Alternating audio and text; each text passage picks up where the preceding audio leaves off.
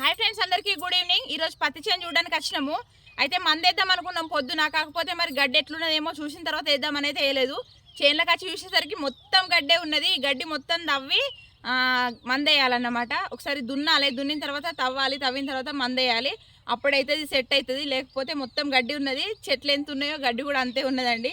ఇగో ఇటు సైడ్ తక్కువ ఉన్నది కానీ ఇటు సైడ్ అయితే ఫుల్ ఉన్నది. అటు సైడ్ చూసిరా ఎంత గడ్డి ఉన్నదో, మస్తు గ్రీన్గా కనిపిస్తుంది కదా చూడండి.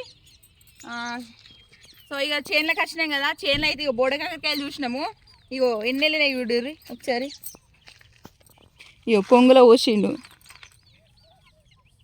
అయ్యో పావు కిలో అయితే దగ్గర దగ్గర కొంచెం తక్కువ అయితే కావచ్చు. పావు కిలోకి 100 ఉన్నది మార్కెట్ రేటు.